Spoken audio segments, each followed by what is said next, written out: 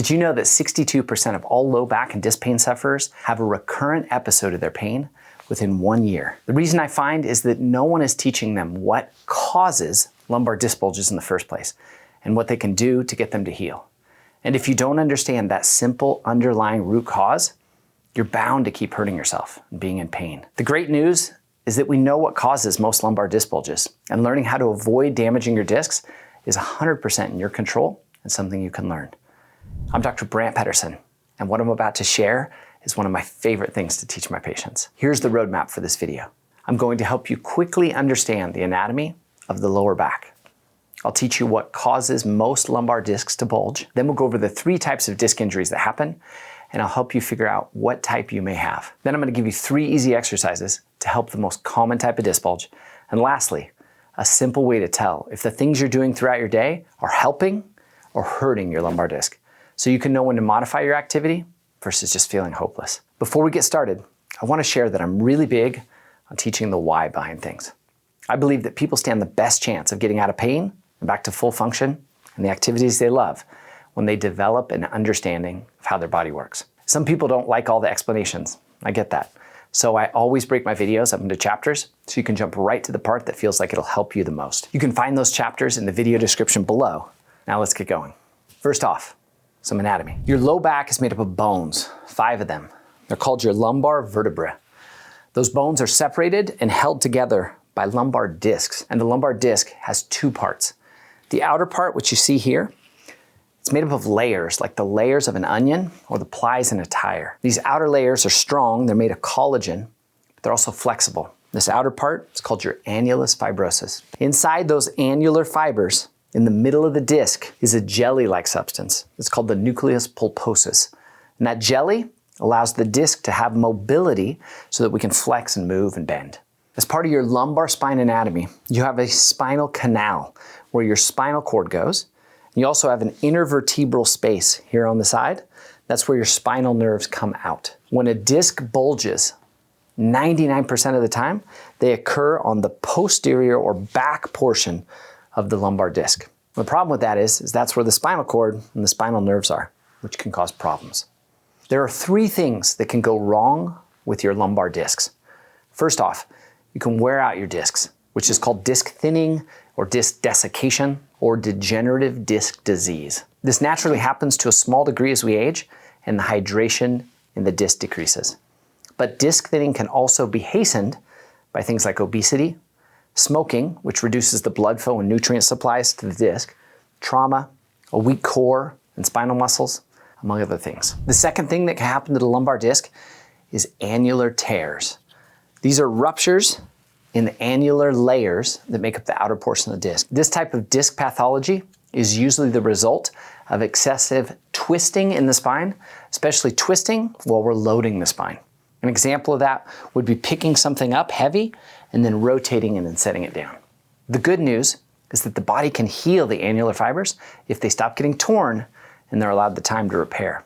So if I'm going to pick up something and set it down nearby, I want to square my feet off, pick it up, and then where I'm going to set it down, make sure I'm squared off there as well. And if something like golf is flaring your lower back, then you need to work with a golf professional to learn to swing through your hips instead of through low back rotation. An ideal golf swing has the lumbar spine staying relatively stable, near neutral, while most of the rotation comes from your hips and the thoracic spine. The third and most common type of disc issue is what's called a focal disc disruption. It has many different names based on the severity of the disc pathology. We can have a disc bulge, a disc herniation, a disc protrusion, and finally a disc sequestration, something called a free fragment.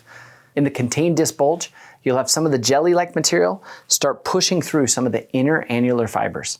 A disc herniation has a more pronounced bulging on the outside of the disc because there's more extensive annular fiber tearing. In the disc protrusion, some of that jelly actually from the inside of the disc has broken through the annular outer fibers, and this causes severe inflammation in the nearby tissues, leading to a lot of pain and many times nerve compression or displacement of the nerve.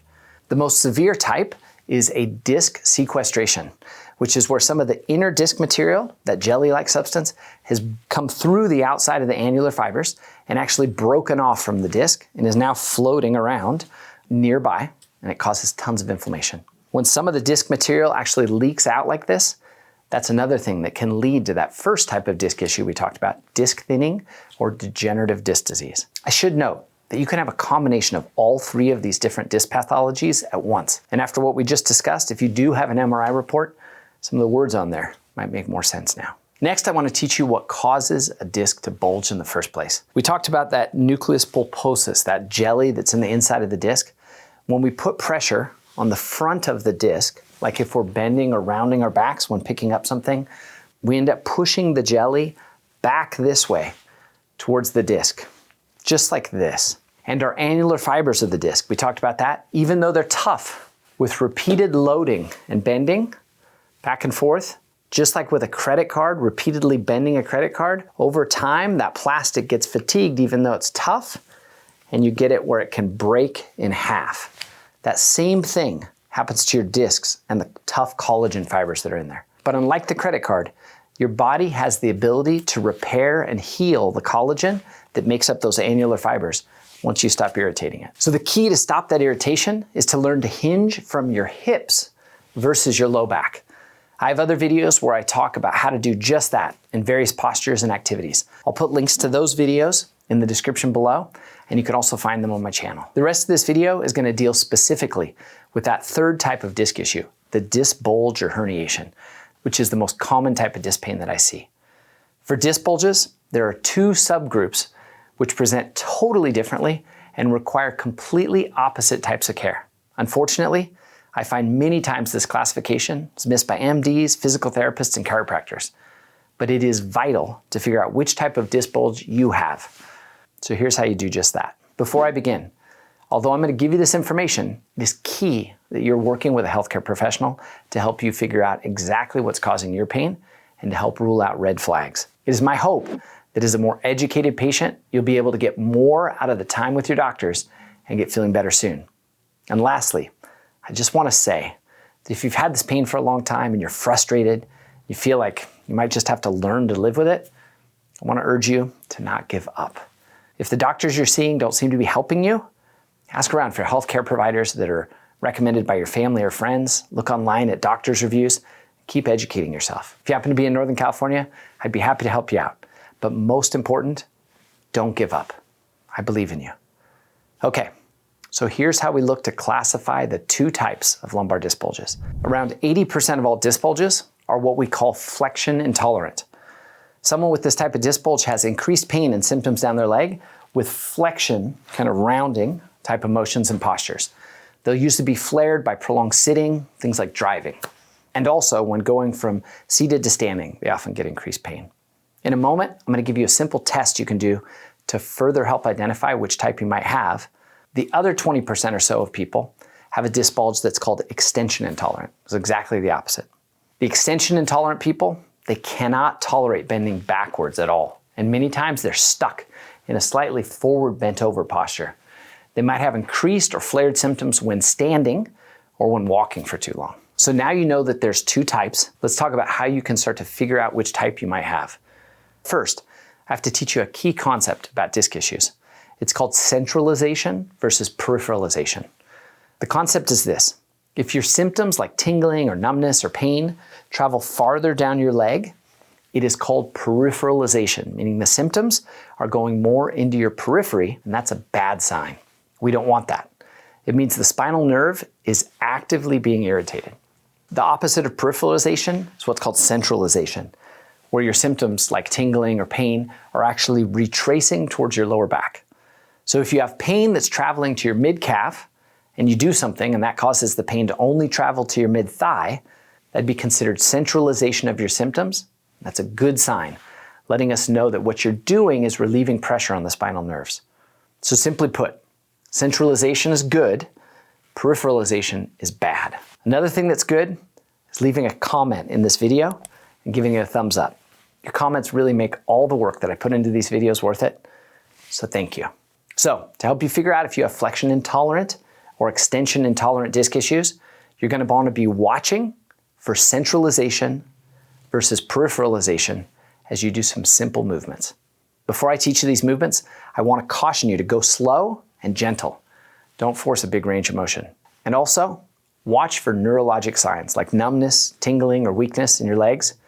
If they are increasing, then stop that activity. And as always, make sure you're working with your doctor, especially if your pain, weakness, or numbness is severe or persistent, and seek immediate medical attention if you have any loss of bowel or bladder control. So here's how to do the repeated flexion test. You're gonna take and stand with your feet about hips width apart. What you're gonna do is slowly bend over. I'm not gonna lock my knees, but I'm not gonna bend them so much. And I'm gonna bend over, rounding my low back. I'm just gonna do this really slowly. This is not the way that you'd normally want to bend over to be good to your back. But what we're seeing is that in doing this 5 or 10 times, do we start to get peripheralization of our tingling or our pain going down our leg? Or is the intensity of that pain getting worse? Again, just go within your abilities. If you're getting peripheralization, that fits more with a flexion-intolerant, and that's most people, a flexion-intolerant disc problem. The next thing we're gonna do is the opposite. So if that created more stuff, you might think, hey, this is possibly a flexion-intolerant disc issue. We're gonna put our hands in the small of our back here. And if you've got extension-intolerant low back pain, you're gonna say, there's no way I could even stand up straight like this. But what I'm gonna do is put my hands in the small of my back, and I'm gonna gently lean back like this. And I'm just gonna do some pulses, maybe 10 or so of these. And what I'm looking for is, are my symptoms retracing? Am I getting centralization of my tingling or my pain? Or am I noticing that those two symptoms, that they are decreasing as I do this simple motion? This is gonna help us figure out which exercises to go with. Sometimes when I do this test, people don't notice a real big change. And for those people, I'll usually have them give a try of the flexion-intolerant exercises. Those are the first exercises that I'm gonna teach here. So let's get to it. These first 3 exercises are for the flexion-intolerant low back pain. So if you have extension-intolerant, you're gonna hold off. We're gonna do those exercises next. So this first exercise is called a side glide. We're gonna do it against the wall. You're only gonna do it on one side. Which side, you ask? Well, a lot of times people with disc issues will feel like they can't stand up straight, like their body is off to one side, like this. That if they were try to stand this way, that they'd have too much pain. So in this case, I might have pain down my left leg and feel like my body is laterally shifted away from that side of pain. If that's the case, most likely you're gonna wanna do this with the right shoulder against the wall. What you're gonna do is put your feet, your inside foot, the one closest to the wall, about a foot or so away from the wall. And then you're gonna put your shoulder up against that wall. You can bring your arm up so it's out of the way. And then what we're going to do is slowly glide that hip towards the wall and then kind of come back.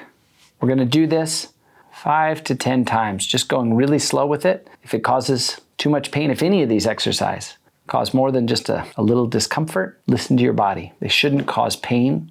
Should actually be doing the opposite, helping you, getting more centralization of your symptoms.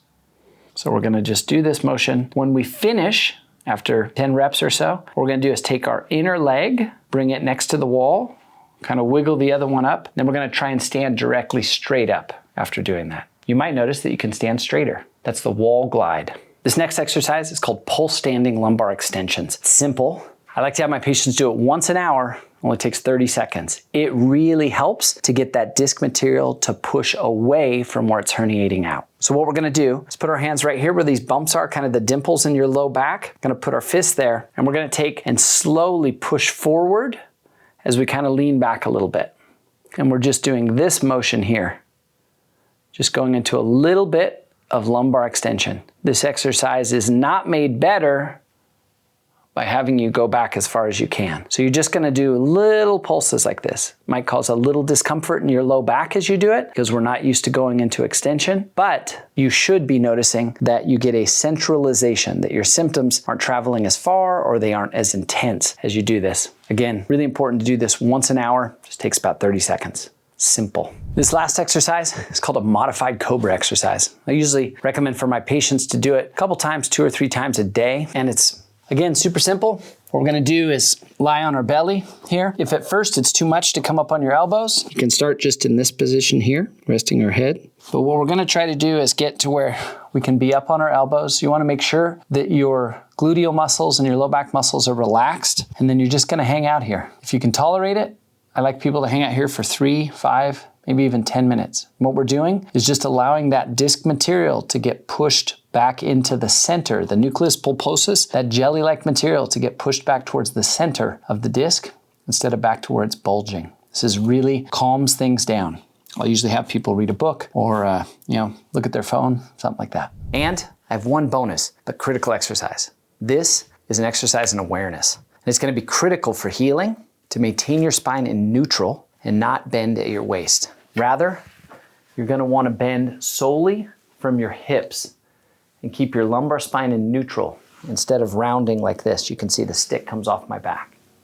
If you don't, and you end up rounding in your lower back when you do things like brush your teeth or unload the dishwasher or put on your shoes, you're going to irritate those annular fibers of the disc as they're trying to heal, and it will take longer or forever before you have a fully healed disc. I have other videos that I've linked to below in the description that go into more detail about things like how to sit properly and how to bend properly to avoid lumbar flexion and disc irritation. Lastly, be patient with yourself as you practice and learn these things. You might have had many decades being tough to your back and discs and not knowing the lessons we went over today. With what you've just learned, this can be an inflection point in your life, and now you can start to be kind to your spine and discs. Lastly, I want to share with you 3 exercises for people with extension-intolerant low back pain, the people that feel like they just can't go back like this. It's the minority of people. I actually see these very rarely in my office, but when I do see someone with this type of back pain, they're usually feeling lost. Everyone's trying to treat them the opposite way, and they just feel like, golly, I don't know how I'm ever gonna get out of pain. So they actually respond really quickly when we give them these kind of exercises. So this first one is called a seated lumbar flexion exercise or stretch. What we're gonna do for this is you're gonna sit on the edge of a chair. You'll bring your legs a little bit wider, and it's simply this. We're gonna take and bend forward, rounding our low back and just letting ourselves hang in this type of a position with lumbar flexion. I'll usually hold this stretch for about 15 to 30 seconds. People can do a few in a row if they want. And then after that time, I'll have people come up. Some people will want to walk themselves up with their hands slowly. Again, none of this should cause your symptoms, shouldn't cause you pain, and it shouldn't cause your symptoms to go further into your legs. That'd be peripheralization. This should help you to feel better. I'll usually have people do this 5, 10, even 15 times a day if it feels like it brings them relief and it isn't causing symptoms to go further down their legs. This next exercise is called a standing knee to chest stretch. What I'll have someone do is take, let's say they have symptoms going down their right leg. You don't have to have symptoms going down your legs at all, but let's say that they did. I'd have them place their right leg up on the chair, 90-90, like this. And what we do is simply round at our low back and come down and just give a hug to our thigh here. We just hang out like this for about 10 to 15 seconds, and then we can kind of come back up. We can do multiple repetitions of this if it's bringing comfort. Again, it should not cause your symptoms to go farther into your leg, or an increase of your symptoms. It should cause your symptoms to get better as you do it. People can do this multiple times per day. This last stretch is a supine knee to chest stretch. To do it, we're gonna lie flat on our back, and what we're gonna do is, using our arms, bring our right knee to our chest. We're gonna hold this here for 30 seconds, just relaxing into it. We'll let that come down. We're gonna take the opposite leg, bring it up, and hold it there for 30 seconds. And then lastly, what we're gonna do, bring both legs up, holding both of our knees to our chest. We'll hold that here for 60 seconds. And if this is something that helps your symptoms, this is something that I'll recommend for my patients to do a few times during the day to bring them relief. I wanna finish by reminding you to go easy on yourself as you learn these new things. We only have this one body, and learning how to keep it balanced and use it in a nurturing and healthy way is no small feat. This video here might help you in that journey. I wish you all the best, and until next time, take care.